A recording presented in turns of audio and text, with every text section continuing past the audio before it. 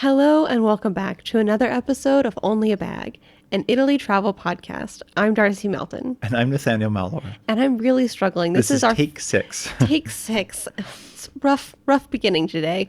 Today we're talking about headlines. And Friday, actually. And Friday we'll also be talking about headlines. We have decided to, I think last headline episode, we mentioned making a headline specific episode, segment. Monthly. Thank you. A monthly headline episode. So we figured we'd continue with that with this week's. Yeah, and before we get into it, we want to say thank you to everybody who has been following us and leaving us reviews. If you want to follow or leave a review, if you enjoy this podcast, you can do so on Apple, on Spotify, and wherever you listen to podcasts. If you want to get in touch with us, you can find us on onlyabag.com, where we have a little comment section, and we'll get back to you as soon as we can. It sounds like I'm doing a voicemail now. And you can also find lots of articles there written by us about stuff in Italy, about city-specific guides and things like that. You can also find us on Instagram at onlyabagpodcast. You can send me a message there. I'll respond to you.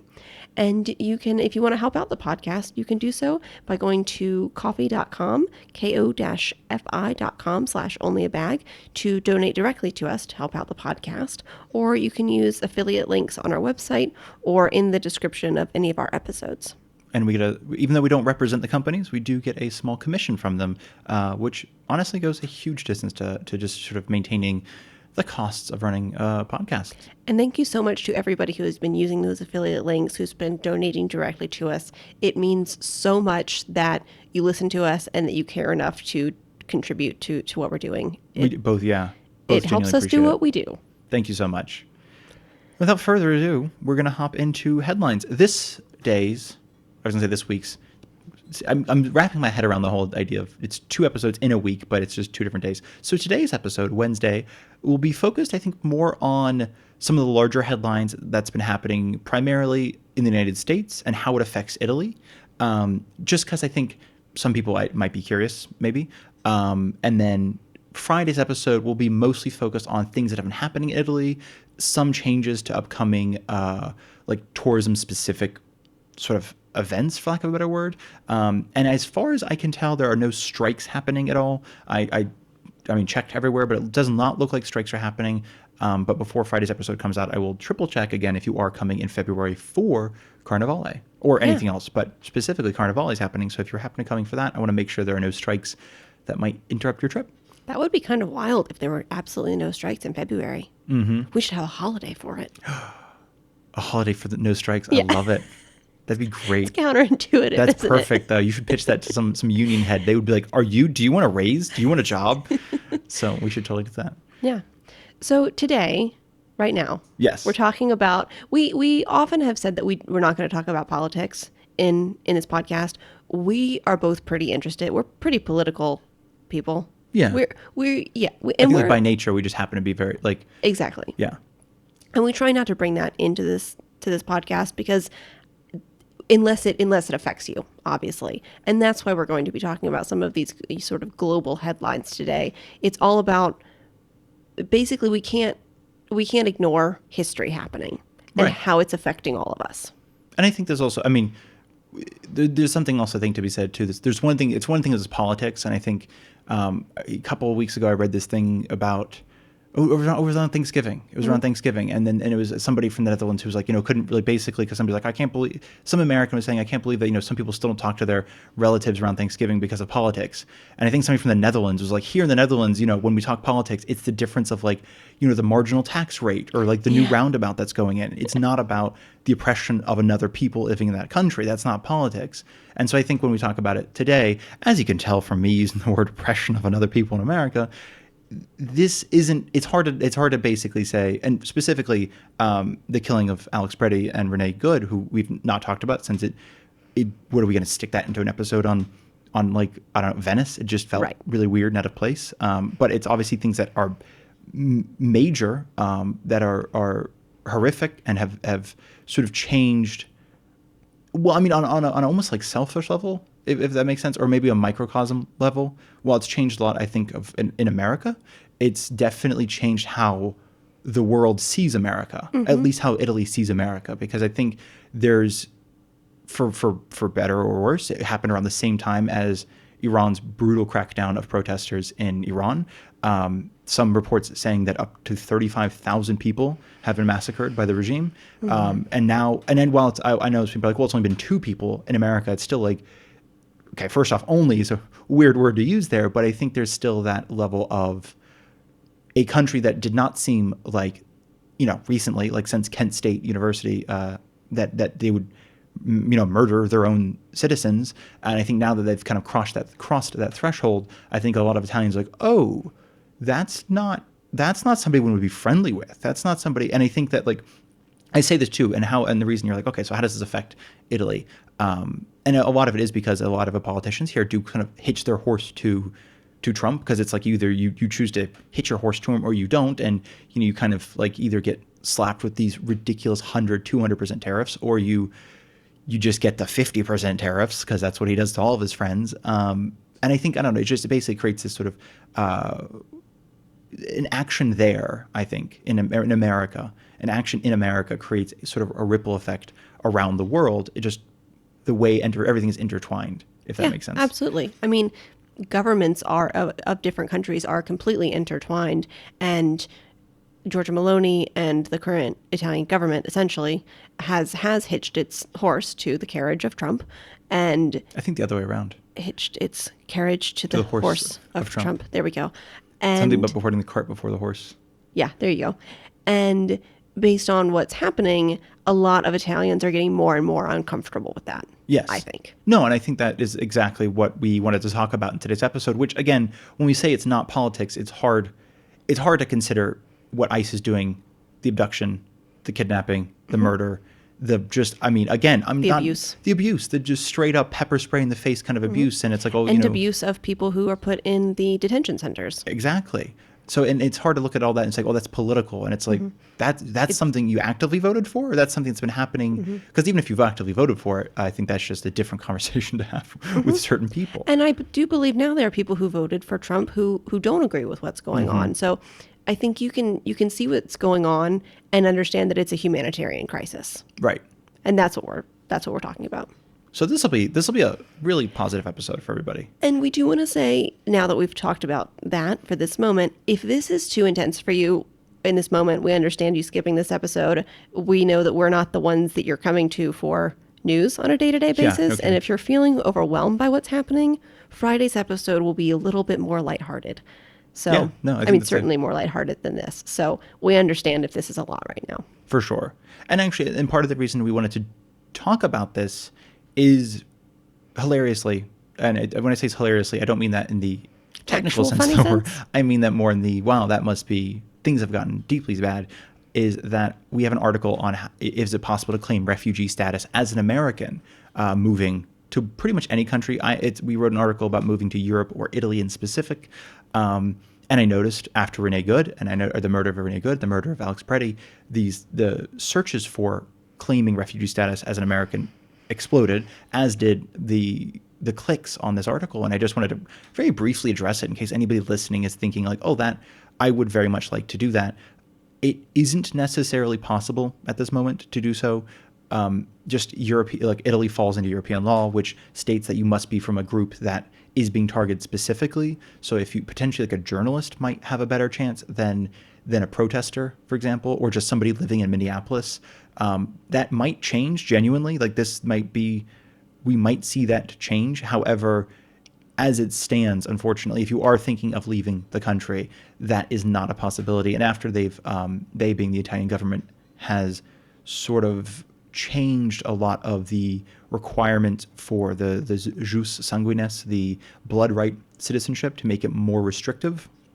Unfortunately, it sort of remains that getting a work visa or an elective residency visa, if you have money coming in, if you're retired, or you have, I think, 32,000 euros a year coming in, not from work, is your only way to come to Italy, or a student visa. Yeah, exactly. I think if you're open to being a student, that is the easiest way to live in Italy right now. If you can't get the jus sanguinis visa, which a lot of people can't anymore. Yeah. Or not visa, but citizenship. Sorry, citizenship, yes. So I guess moving on to the other news things, and still related to this. Sure. I guess, again, I wanted to kind of throw in some of how it's related to Italy. One, on the periphery, if you will, of how it's related to Italy was leading up to the World Economic Forum in Switzerland, Davos. I'm not I think sure. it's Davos, but I don't know. I know, as some of you might recall, because this was merely a week and a half ago, but a lot has happened since then. Trump has had, or Stephen Miller, I should say, who is I don't even know what his job is. All I know is he goes on TV and just pretends that he runs the country, I think. And only says hateful things. Only says hateful things. And he was talking about how who's going to stop us from taking Greenland by military force. Obviously, that raised some hackles in Europe. Interestingly, Meloni was not misquoted, but the quote was taken out of context. You might have seen how there was a quote basically from her, like, what are we going to, basically we're going to shut down the army bases and storm the McDonald's. She meant that in a sarcastic way, like, what do you want us to do? Shut down the army bases, stop doing business with America, storm the McDonald's. And it was being taken as if she said that seriously. But I think what interestingly ended up happening was that people were like, actually, yeah, those are 3 solid ideas. Close American army bases, because I think there are at least 2. I knew there's at least 2 in Italy I can think of, and there's one near Naples, and I think one near Arezzo, if I'm not mistaken. There might be more, though. I can't remember where the other one is. Because I think France is one of the few European countries without any U.S. military bases. Really? Yeah. That's surprising. I think it had something to do with, I don't know how and when America built military bases on foreign soil, but I think it had something to do with World War II. And the fact that both Germany and Italy were Axis powers and lost, thankfully. Yep. History here, folks. History. And that's not politics. That's history. Yeah. And so all this is simply to say that it basically raised some hackles because a lot of Europeans didn't really want to go to war with America. That was not in the books. And I think this was also then followed up at Davos, at the World Economic Forum, when he talked about how NATO, what has NATO ever done for America? What have they ever sacrificed for America? That also didn't go off super well. No, that upset a lot of people, rightfully. Because a lot of people in Europe and in Italy specifically have, people in this country died for America's war. Not their war, nothing they started, nothing to do with them. But it was still a war that they were like, oh, as our ally, we're going to go and we're going to help you in Afghanistan or in Iraq or... Trump said something pretty specifically, basically saying that European soldiers didn't go to the front lines. Yeah, and they didn't do anything or something. And they definitely were on the front lines, and a lot of people died. Soldiers died helping out America and the U.S. and U.S. wars. So, and I wanted to mention that, and I think one of the reasons I wanted to mention that is how it kind of frames public opinion of America here, I think. Not that, I don't know, people who traveled in the 80s, 70s and 80s and even 90s were like, oh yeah, it was a time where you pretended that you were Canadian. You didn't tell people you were American. And I think that actually changed dramatically under Obama, interestingly, because a lot of people just seemed to like him, so then liked America by relation, I think, to it. Trump, I want to say, is a pretty interesting figure in that, just separate from everything he's done. I think a lot of Italians liked him because a lot of Italians liked Berlusconi and saw him as the American Berlusconi, the head of a media empire who, ran for prime minister in this country and president in that country. I don't think it's a media empire, but, head of something with a spray tan. And I think there was definitely a lot of appreciation. And now I think for a lot of people, it's starting to sour. Well, and a lot of, particularly where we live in a small town in southern Italy, a lot of Italians like a big, strong man, or a perceived big, strong man, a strong arm sort of government, And I think I was surprised by that. I was surprised that a lot of people around us agreed with Trump. But now, it comes up in conversation quite a lot. People know we're from the U.S., so people bring it up with us. And it's interesting to see more and more young people are bringing it up because they don't agree with what Trump is doing and they don't agree with what Giorgia Meloni is doing. And that is becoming, we went to the dentist the other day and it came up. That is becoming part of day-to-day conversation, what's happening in the world. That's genuinely, it is. It's interesting because we would almost never talk not politics, but just current events, American events happening, because it never was more important than it was happening, I think, in Italy. Right. And I think it's an interesting, even noticing the headlines in like La Repubblica or Il Messaggero, which is a Roman newspaper, have started recently kind of tilting more towards, American focused, in sense of like, I mean, the protests in Minneapolis against ICE have been the front page of La Repubblica for 2 or 3 days, which is fascinating given the fact that it doesn't affect Italians necessarily. However, that does bring me to the other thing. The other headline was the fact it made headline news here when I think the day after Alex Peretti was murdered, maybe the day after, it was like Italian journalists were harassed by ICE members and threatened to, be beaten and detained. And they were, the whole time, were Italian journalists, were media. And usually, historically, that usually means don't touch people. Yeah, basically the press shouldn't be able to be harassed. That is, there are protections in place for the press. They are there to observe, essentially. And ICE has not been acknowledging that protection for the press. It's in addition to a lot of not other to things. draw any parallels, but it is fascinating. I know that was a big moment of, I don't know, it was an eye-opening moment, I think, for people when Russia first invaded Ukraine. A lot of countries sent journalists to, have boots on the ground. Mm-hmm. And I think at the very, very beginning... To observe, right? To observe, okay. Right. Sorry. Yeah, boots on the ground made it seem more military. Yeah. And I think at the very beginning of Russia's invasion, there were some videos, like I think CNN had a video where he's like standing next to like the Russian Special Forces Spetsnaz guys who were trying to take over the airport, who ended up dying shortly thereafter. And essentially like, I'm not, you can't, don't shoot me. I'm just an observer kind of thing. But it was interesting, like very, very soon after, within a week or two after, journalists were being targeted. And that was sort of a eye-opening thing, because I think, like even during the years-long war in the Middle East, America's war in the Middle East, you had journalists going and like interviewing people in caves and being like, okay, so what's happening? What's your side of things? Give us the scoop kind of thing. And I think it was kind of a I don't know, it just shifted focus for a lot of people. But like, oh, you're targeting journalists now. So I think when people see it in the protests in America and see ICE targeting journalists, you're not sitting with a good group of people by targeting journalists typically. Mm-hmm. And so that, again, I wanted to make this basically essentially saying this has caused a lot of also people to sort of sour towards, I say Americans, but it's not Americans specifically. It's not even necessarily Trump. It's just maybe, well, it's just certainly Trump and certainly ICE, but I think it's just sort of I don't know, maybe it is America, but I guess not like not like, oh, you're American, I hate you now, but more of just. I do think a lot of people can separate citizens from their government these days. Sure, exactly. So I think if you're coming here for a vacation, I don't think you should expect people to like harass you for being from the U.S. Mm-hmm. That is not okay. However, people know what's going on, and day to day, I mean, people in Europe and people in each country, like Italians are concerned with Italian news generally. Obviously, just like people from the U.S., people from Canada, wherever you're from, you're concerned with your own country's news generally. And I think a lot of the time, aside from what's happening right now, aside from these current times, it's easy, particularly for people from the U.S., to think that the world is U.S.-centric. That's kind of how we're brought up, to be honest, unfortunately. As Americans? As Americans, yeah. So for those of you who are all from Australia or England listening to this, who are like, what are you talking about? Yeah, I mean, as someone born in the U.S., that's what you're taught. You're like, we are the center of the world. Yes. Which is obviously not true.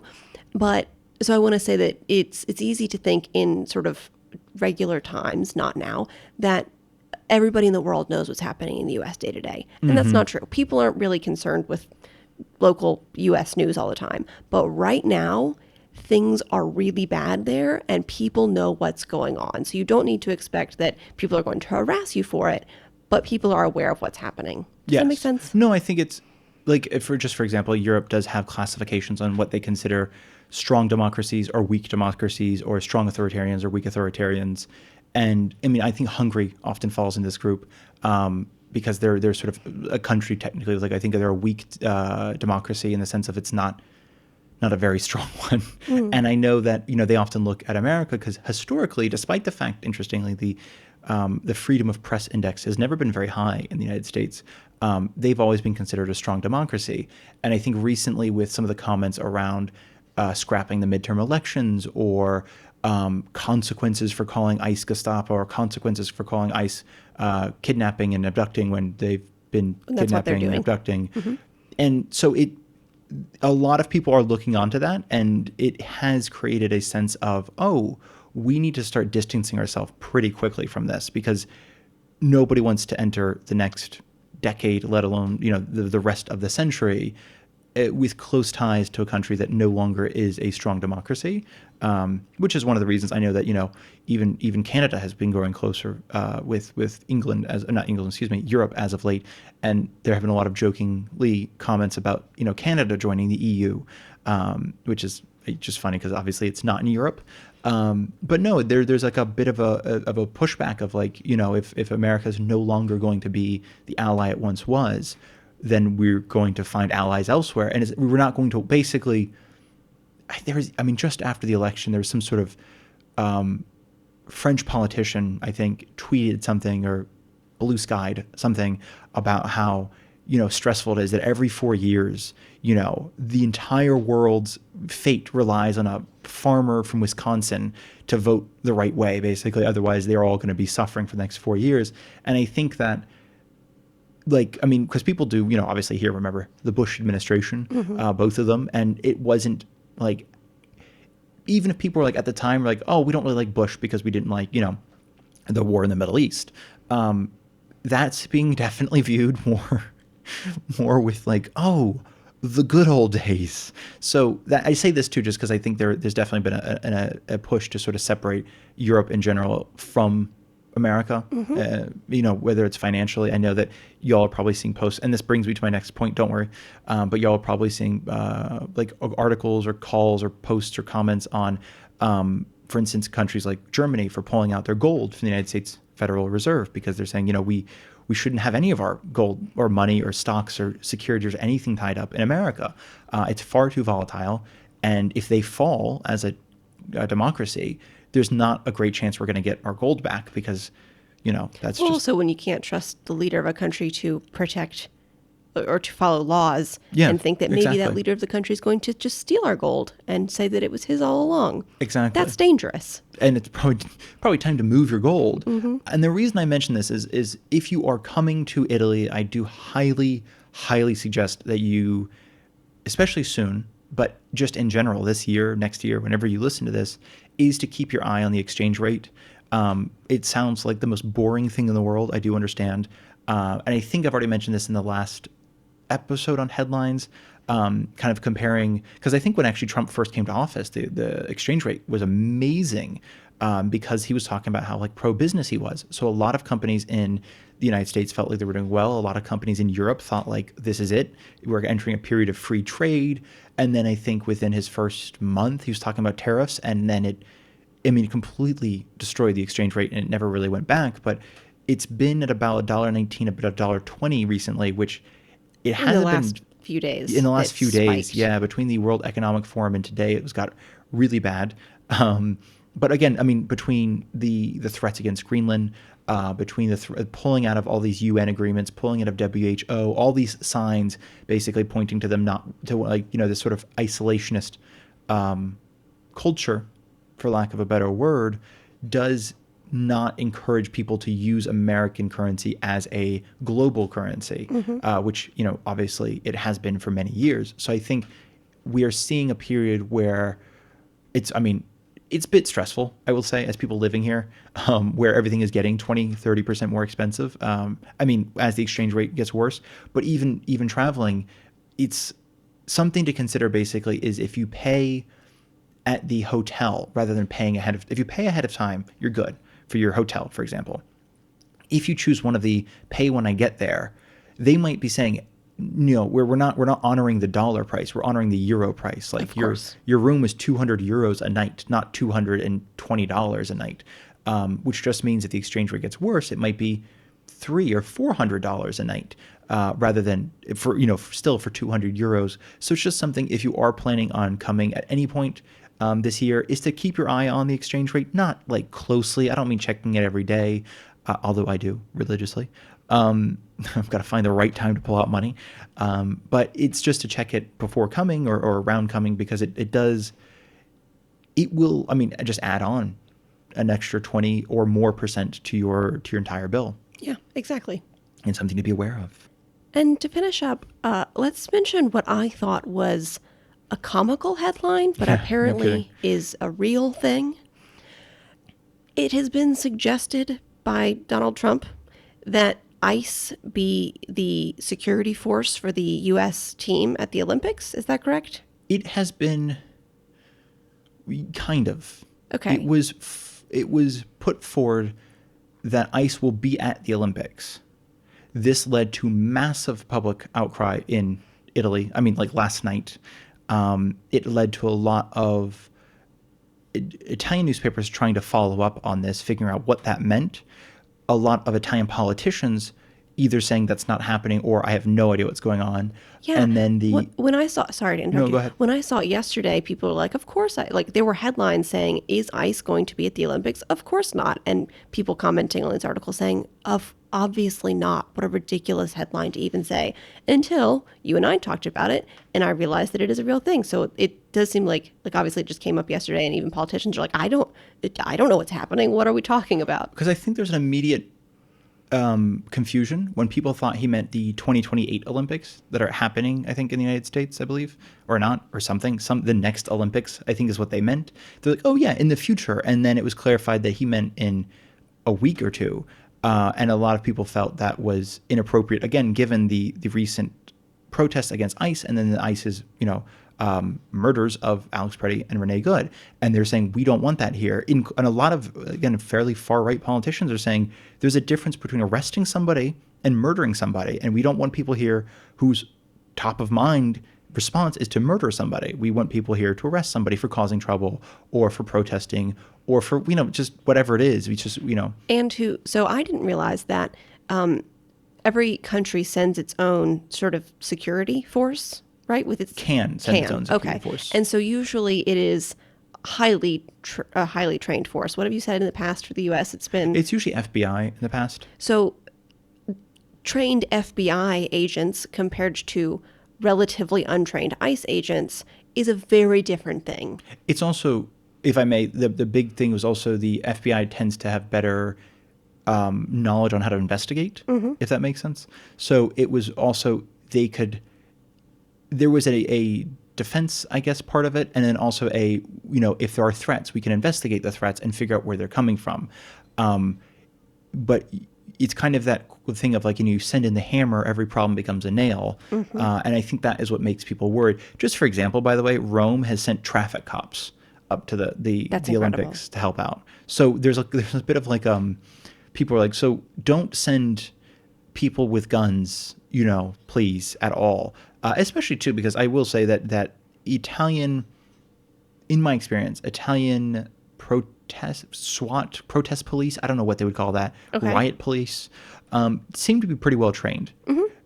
They don't seem to rise to attacks, verbal or physical, because that's not within their purview. I think, it's not fascinating in a ha-ha way. It's fascinating in a interestingly comparative way that I think in the time between Renee Good having been murdered and Alex Preddy having been murdered, there were my understanding is two killings by police force in Italy, or at least, one was a case that had finally ended, and one had just happened. He'd been sentenced, right? He'd been sentenced, and it was one was a carabinieri, and his partner was stabbed by a guy with a screwdriver and ran away, and the carabinieri shot him in the back and killed him. Guy with a screwdriver and killed him.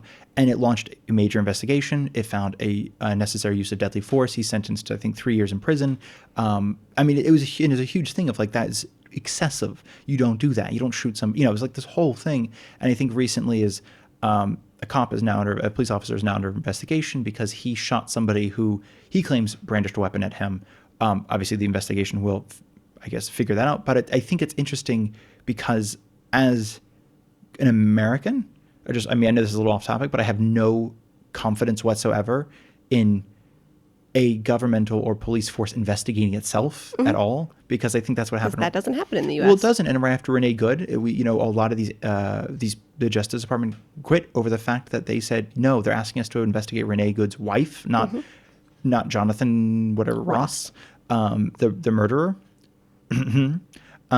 So it becomes I don't know, it just becomes this thing where if you can't trust the people who are supposed to protect you, and you can't trust the body of people who are supposed to investigate the people protecting, like who guards the guards kind of thing, right, then you have a lot of distrust already there. And I only bring this up is because I think Italy does try to maintain a trust. They try to, so if there's a protest and people are throwing bottles or throwing bricks, they try not to exacerbate things. They try not to escalate. They try to de-escalate. And I think that's really important. But I think if you send a force here that is armed with guns, and again, a lot of Italians don't own guns. I mean, you can. It's not like illegal to own a gun. You very much can own a gun. It's just not part of the culture in the sense that it is in America. And I think it's just a different thing if you have people on edge, like on terrified, versus people who are well trained and like, this is just Italians letting off steam. And I think that is what a lot of people are nervous about, because I mean, I think every Olympics has had some sort of protest, just because it's a time where all the countries are there, and if you're going to protest against somebody, you might as well do it while they're there. I mean, there's usually like anti-Russia protests, which because they always they don't compete under their own flag. They compete under a different flag, but it doesn't really count. Then everybody still understands that Russia gets the credit for it. So there's always some sort of demonstration happening. And I think people are just a little nervous that like this is kind of like adding gasoline to. Of course. And a lot of Italians don't like ICE because they see what's happening. And so if ICE does come, there will be protests against them for sure. And that will, lead to really bad, dangerous situations. That's intentionally putting people who have no control in a bad situation, basically. So that being said, that's, I think, the last of the headlines. Which seems today. It's been a heavy episode, and we hope that it's not too heavy. We just mostly wanted to fill y'all in, because we realized that a lot of you are still coming to Italy, which is awesome. It's going to be an interesting year, I think, for a lot. I mean, for a lot of people, it feels like it's already been a year. It has been, I think, because it's election year next in 2027 for Italy, so it's not going to be. You're not going to notice a lot of that here. Like, there's going to be definitely some sort of back and forth changing of different laws, this, that, the other thing, as people sort of shore up their voter base. But I think people are definitely watching the elections in America, and I think people are definitely sort of, I don't know. It's just it's one of those. We've been watching Poirot recently, Hercule Poirot, the Agatha Christie from the 80s and 90s and I guess 2000s. It was David Suchet. It was David Suchet. Suchet? I think I don't know. I pronounce it French. Suchet. Unless that's not French at all, in which case I don't pronounce it French. I just drop off the T, I think. But it's fascinating because a lot of it happens under the sort of the background to World War II. It's like the lead up to World War II, and it's just interesting, kind of just who's going where, and we're going to go to Italy. You're going to Italy in 1938. Why? Thankfully, it's not 1938 here. But it is just a fascinating sort of, it feels like kind of an interesting time. And as you mentioned earlier, it feels like history is sort of happening right now. Like, this is definitely what people are going to be learning about in 5 to 25 years. So it feels kind of an awkward time to come on a certain level. It's also, I know that between inflation and exchange rate, it might be more impossible to come just financially, because things are just more expensive and will probably continue to become more expensive. But that being said, we do hope that this has been somewhat, I don't know, educational, insightful, or what's the not word? super depressing. When you have a conversation with a friend and you feel better. Cathartic? Yeah. Somewhat cathartic. Maybe. Hope, yeah. I don't know. Yeah. So, at least if you had any questions at all on that, I hope that some of these have been answered. And if you have more, you can obviously reach out to us. We will respond. Absolutely. And we want to say that obviously it goes without saying, but I'm going to say it anyway, that our hearts go out to the families of Alex Preddy and Renee Good and everyone who has been affected by ICE, everyone who has a family member or a friend who has died in ICE custody, who is still in ICE custody, who has disappeared and you don't know where they are. Yeah, for sure. We so feel for all of you. 100%. So we hope that I don't know. We hope that things get better, but that seems like not really a sanity prevails. I don't know. I mean, there's not, unfortunately, there's nothing. Everything seems as if it's not good enough to say, but we do hope that things change and get better, and are less horrific. Yeah. And in the meantime, while that's going on, we'll be here and talking to you about Italy. Yep. So I do also, I think, at last note, we just did not want you to think that we did not know what was going on. Right. Or that we lived in some kind of bubble. It felt weird to not address history in the making. Yes, exactly. And in a way that was frank and not necessarily soft, if that makes sense. Mm-hmm. So we hope that this also didn't put a downer on your day. That too, I think, because that seems, I don't know. Hug your loved ones. There we go. Yeah. Thank you all so much for listening. Thanks for listening. Tanti abbracci.